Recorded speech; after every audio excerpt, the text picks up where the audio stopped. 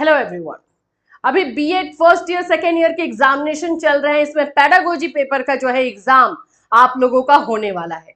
Pedagogy paper को लेकर के बहुत सारे कंफ्यूजन है कि कैसा क्वेश्चन आता है, किस टॉपिक से आता है, क्या हमारे सब्जेक्ट से कितना क्वेश्चन रहता है, ये सारी चीजें। तो आज इस क्लास में हम जो है पेडागोजी पेपर के कुछ क्वेश्चंस बताएंगे जो कि एग्जाम में आपको बिल्कुल देखने को मिलेगा ही मिलेगा। इसके अलावा भी क्वेश्चन रहेंगे, लेकिन जो क्वेश्चन अभी बताया जाएगा वो क्वेश्चन आपको एग्जाम में मिलेगा।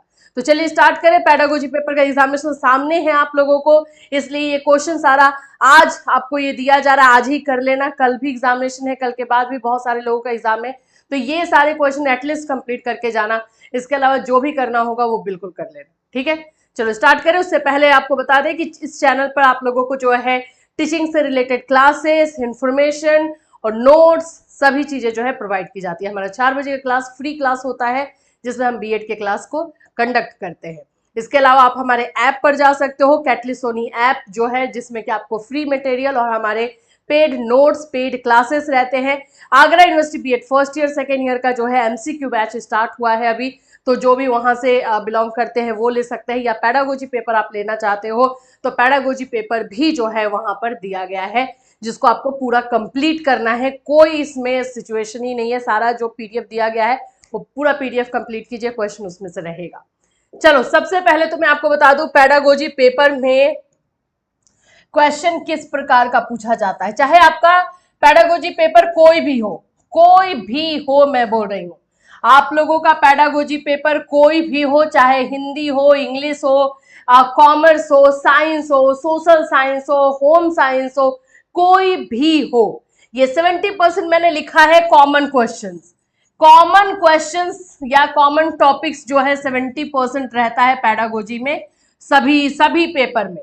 और ये जो रहता है सब्जेक्ट रिलेटेड क्वेश्चन 30%। यानी कि अगर 10 क्वेश्चन एग्जाम में आने वाला है तो आप लोगों का 7 क्वेश्चन जो है वो उसी टॉपिक से आएगा जो बाकी सारे पेपर में आने वाला है। ये एकदम क्लियर रखिए। अभी हम लोग क्वेश्चन देखेंगे तो उससे आपको समझ में आ भी जाएगा। और 30% क्वेश्चन ही आपका सब्जेक्ट रिलेटेड रहेगा। वो भी 30% में किस तरह का क्वेश्चन रहेगा वो भी मैं आपको बताऊंगी। 30% में जो क्वेश्चन रहता है वो आपके परिभाषा, जो आपका सब्जेक्ट है उसकी परिभाषा पूछता है, यानी कि डेफिनेशन, उसके उद्देश्य को पूछता है, उसकी विशेषता को पूछता है, उसके पाठ्यक्रम को पूछता है। ये सारा क्वेश्चन जो है आप लोगों का रहता है, ठीक है। जैसे कि आप लोगों का मान लेते हैं कि हिंदी है तो हिंदी में भाषा से रिलेटेड रह सकता है, या हिंदी शिक्षण विषय जो है वो क्या है, उसके ऑब्जेक्टिव क्या है, तो हिंदी कौशल जो स्किल्स होता है, भाषा कौशल जो होता है वो क्या है, उसके पाठ्यक्रम में इंपॉर्टेंस क्या है, मैथ्स है या कॉमर्स है, वाणिज्य है तो उससे रिलेटेड रहेगा, फिजिकल साइंस है, सेम क्वेश्चन आप लोगों को ये देखने को मिलेगा। इससे रिलेटेड और भी रहता है, लेकिन ये क्वेश्चन आपको डेफिनेटली मिलेगा। और इसमें तो 70% कॉमन है, जिसमें कि आप लोग का पाठ योजना यानी लेसन प्लान, माइक्रो टीचिंग, ठीक है, सूक्ष्म शिक्षण जिसको हम बोलते हैं, मूल्यांकन यानी इवैल्यूएशन, टीचर्स से रिलेटेड क्वेश्चन, टीचर्स का जो है वो रिलेटेड क्वेश्चन।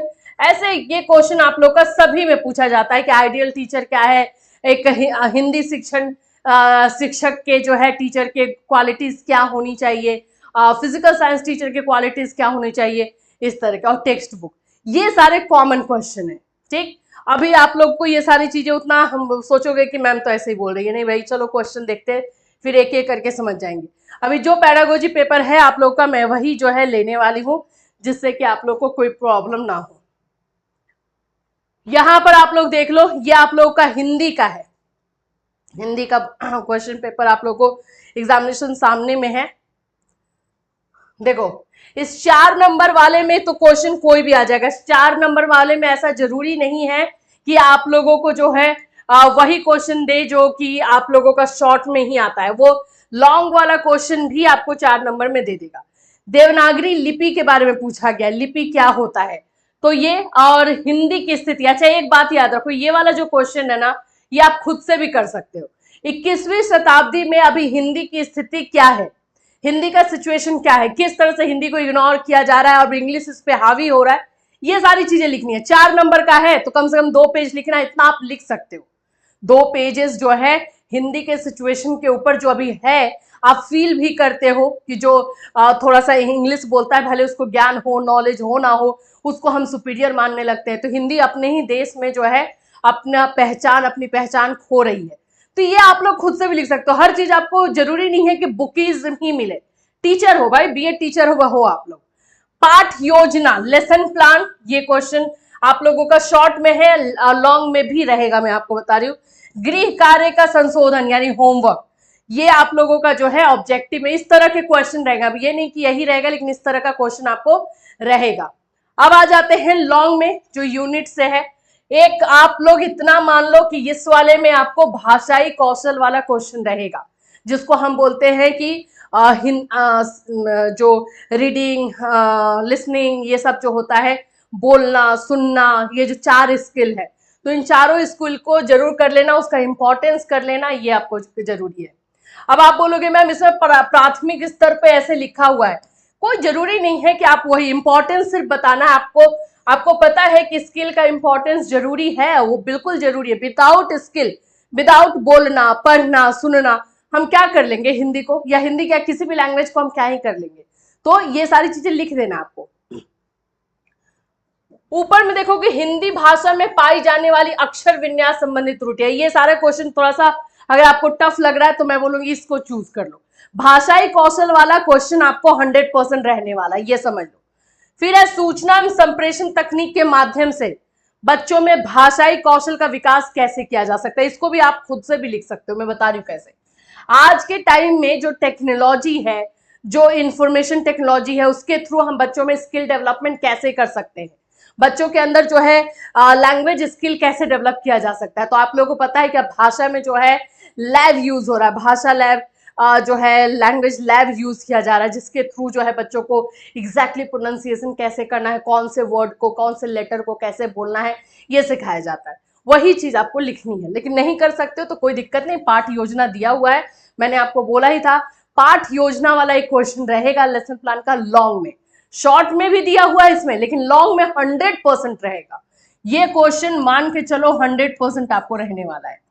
तो पाठ योजना से आपका क्या अभिप्राय है, थोड़ा सा उसका जो है आपको डेफिनेशन बताना है, और नीचे में एक दैनिक पाठ योजना बनानी है। ये आप लोग अपने सब्जेक्ट का कर लेना। डेली लेसन प्लान, एक लेसन प्लान आप लोग अपने सब्जेक्ट का करके जाइएगा, चाहे आप लोगों का कोई भी सब्जेक्ट हो, फिजिकल साइंस, ज्योग्राफी, कॉमर्स, कोई भी हो, एक लेसन प्लान प्रिपेयर करके लेकर जाना है। हिंदी शिक्षण में अनुवाद का अर्थ स्पष्ट करते हुए उसके प्रशिक्षण, यानी जो हम ट्रांसलेट करते हैं, चलो इसमें देख लेते हैं। रचना शिक्षण के प्रकार, माध्यमिक स्तर पर रचना शिक्षण के लिए कौन सी विधियों का प्रयोग करना श्रेयस्कर है, ये आपका यूनिट 3 से है। देखो यूनिट 3 में या तो आप लोगों को ये वाला क्वेश्चन करना है, जो हिंदी शिक्षण में अनुवाद का अर्थ स्पष्ट करते हुए। अब आप बोलोगे मैम ये वाला ना हम लोग को नहीं आएगा, आएगा, ये दिया हुआ है नोट्स में, वो भी मैं बता रही हूँ। उसकी प्रशिक्षण विधियां आप लोगों ने देखा होगा कि आप लोगों को जो है हिंदी शिक्षण विधि दिया गया है, आपको वही वाला आंसर यहाँ पे लिखना। हिंदी शिक्षण में जो विधि यानी जो हम मेथड यूज करते हैं, जैसे सिमुलेशन मेथड होता है, अनुकरण विधि होती है, आप लोगों को जितना भी मेथड आपको बताया गया वही वाला क्वेश्चन यहाँ पे लिखना है। इसमें हिंदी शिक्षण विधि से रिलेटेड क्वेश्चन जो है आपको आंसर जो है आपको लिख देना है। कोई क्वेश्चन छोड़ने की हिम्मत मत करना, बस धमकी समझो, जो समझना है समझो, लेकिन कोई क्वेश्चन छूटना नहीं चाहिए। 4, हिंदी अध्यापक के गुण एवं कर्तव्य की सारगर्भित चर्चा कीजिए। तो ये आप लोग को 16 नंबर में है, तो कम से कम 12 पॉइंट्स इसमें आपको लिखने हैं और उसको 2-2 लाइन में एक्सप्लेन करना है, तब जाकर होगा। पहले तो आप इंट्रोडक्शन देना कि हिंदी अध्यापक यानी देखो कोई भी अध्यापक हो, कोई भी टीचर हो, वहां पे जो सब्जेक्ट का क्वेश्चन पूछेगा वो उसमें लगा देगा कि फिजिकल साइंस के टीचर का जो है बता दीजिए या मैथ्स टीचर का बता दीजिए। तो हमने तो कॉमन पॉइंट्स किया है जो हम सभी टीचर में चिपकाएंगे, है ना, मतलब सभी सब्जेक्ट में उसको हम डालेंगे। तो आप लोगों को पहले तो इंट्रोडक्शन देना है कि कैसे टीचर इंपॉर्टेंट है, एक टीचर जो है किस तरह से बच्चे का फ्यूचर बनाता है, किस तरह से उसको हेल्प करता है, उसको पॉलिश करता है, ये आपको कम से कम हाफ पैराग्राफ बताना है एंड देन आपको पॉइंट्स से स्टार्ट करने हैं। 12 पॉइंट्स कम से कम होना चाहिए। हिंदी पाठ्य पुस्तक की विशेषताएं, यहाँ पे टेक्स्ट बुक वाला है, ये भी आपको बताया गया है, तो ये नहीं करके ये कर लेना, ठीक है। तो ये आप लोगों को हिंदी सब्जेक्ट के जो है क्वेश्चंस हैं जिनको करके जाना है। कल आप लोग का हिंदी सब्जेक्ट है इसलिए मैंने दिखा दिया। चलो एक और सब्जेक्ट देख लेते हैं, फिजिकल साइंस देख लेते हैं, कॉमर्स है बच्चों का। कॉमर्स वाला देख लेते हैं। क्वेश्चन तो आप लोग को अभी मैं दिखाऊंगी तो मैच कर जाएगा, तो आप बोलोगे हाँ सही है। यहां से तो थोड़ा सा आपको जैसे 30% वाला मैंने बताया कि आपका कॉमर्स से रहेगा, वही है लेखांकन, वाणिज्य शिक्षण के मूल, शिक्षण अधिगम सामग्री, ये TLM है, ये सभी सब्जेक्ट में रहता है। ये आपको जो है आपके पेपर में नोट्स में दिया गया है। टीचिंग लर्निंग मटेरियल क्या होता है, व्यापारिक दस्तावेज लगा दिया है, उससे कोई मतलब नहीं है। टीचिंग लर्निंग मटेरियल के बारे में इसमें लिखना है। यहाँ पर आ जाओ, ब्लूम टेक्सोनॉमी के बारे में मैंने आपको बताया था, ब्लूम टेक्सोनॉमी है, यहाँ पे वही लिखना, उसमें मार्क्स अच्छे मिलते हैं। एक विद्यालय विषय के रूप में वाणिज्य के अर्थ, यहाँ पर आपका जो वाणिज्य है यानी कॉमर्स है, उसका मीनिंग पूछा है, उसका नेचर यानी विशेषता पूछा, क्षेत्र पूछा है। तो जो मैंने आपको बताया कि परिभाषा, अपने सब्जेक्ट का डेफिनेशन, अपने सब्जेक्ट का मीनिंग, अपने सब्जेक्ट का जो है विशेषता, प्रकृति, ये जरूर कर लेना। ये एक क्वेश्चन यहाँ दिख रहा है, तो या तो ये करो या तो ये करो, ब्लूम टेक्सोनॉमी वाला कर लो, दोनों आप लोग को आता होगा। यूनिट 2 में आते हैं, शिक्षा शास्त्रीय विश्लेषण से आपका क्या अभिप्राय है, विज्ञापन उप विषय का शिक्षा शास्त्रीय विश्लेषण, ठीक। वाणिज्य में पाठ योजना की आवश्यकता तथा महत्व की विवेचना कीजिए। देखो यहां पर सिर्फ वाणिज्य लगा दिया है यानी कॉमर्स लगाया है, लेकिन एक्चुअली में क्वेश्चन क्या है, पाठ योजना है। पाठ योजना क्यों जरूरी है और उसका इंपॉर्टेंस क्या है। तो जो आप लोग को बताया गया कि पाठ योजना क्या होता है, what is lesson plan, what are the importance of lesson plan, वही वाला यहाँ पे लिखना है, ठीक है। तो ये कर लेना। यूनिट 3 में है, पाठ्यक्रम से क्या अभिप्राय है, करिकुलम वाला, ये भी मैंने आप लोग को बताया ही है कि करिकुलम के, अब यहाँ पे जो भी सब्जेक्ट रहेगा ना वो सब्जेक्ट सिर्फ लिख देगा, लेकिन इसका ये मतलब नहीं है कि आप लोग जो है वाणिज्य वाला हमने नहीं किया है नहीं करेंगे, वैसा कुछ नहीं करना है। जो लिखवाया गया है वो लिख के आओगे। 3 नंबर में आप लोगों को एक और ऑप्शन में है, उद्दीपन परिवर्तन कौशल क्या है, स्टिमुलेशन वेरिएशन, आएगा तो लिखना है, नहीं तो आपको वही लिख देना, वो आपको ज्यादा अच्छे से आएगा। वाणिज्य में मूल्यांकन, इवैल्यूएशन वाला मैंने आपको बताया था कि रहेगा, मूल्यांकन, अचीवमेंट टेस्ट कैसे बनाया जाता है, उसके स्टेप्स, ये है मूल्यांकन जरूर करना, यही इसी से मार्क्स अच्छा आ जाएगा। तो ये आपका हो गया कॉमर्स का। इसी तरह से आप लोगों का जो है एक और दिखाती हूँ फिजिकल साइंस का, बस ये ऐसे ही सभी सब्जेक्ट में रहता है, लेकिन आप लोगों को जो है समझ में नहीं आता है या फिर क्या है पता नहीं। मैं आप लोग को हमेशा बताते रहती हूँ ये टॉपिक कर होगा ही होगा। उद्देश्य तथा प्राप्य उद्देश्य में अंतर बताइए। इकाई योजना, ये भी आपको यूनिट दिया हुआ है। शैक्षणिक विश्लेषण या उपचारात्मक शिक्षण, जिसको हम रिमेडियल टीचिंग कहते हैं, पैडागोजिकल एनालिसिस कहते हैं, 4 नंबर में दिया है।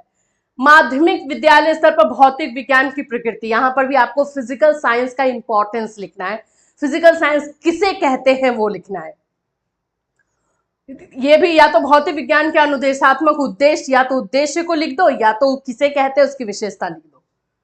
2 में आ जाए लेसन प्लान, पाठ योजना का इंपॉर्टेंस, भौतिक विज्ञान पढ़ाने के लिए पाठ योजना के विकास में सेम है, बस आप देखना कि उस सब्जेक्ट का नाम घुसा देता है।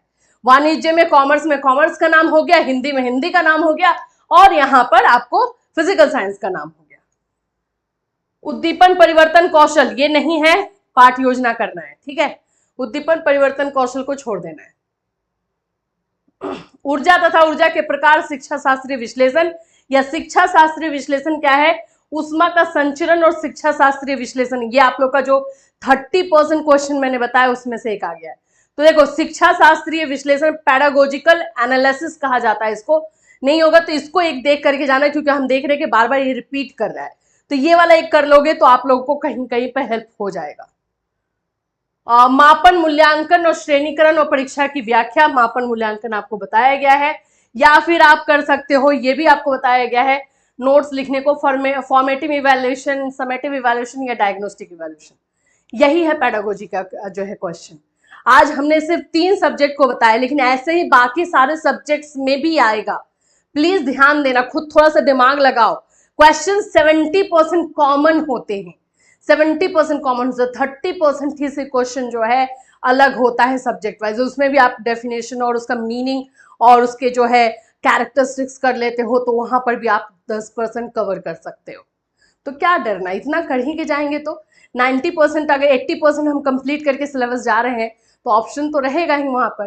फिर ये हवा बनाना कि भाई पेडागोजी है, पेडागोजी है, कोई जरूरत नहीं। ज्यादातर आप लोग प्रेशर लेकर के इसको गलत करते हो। ठीक है, इससे रिलेटेड कोई डाउट है तो बिल्कुल वीडियो में कमेंट कीजिए या फिर हमारे नंबर पे आप मैसेज कीजिए। फिर मिलूंगी, till then take care everyone.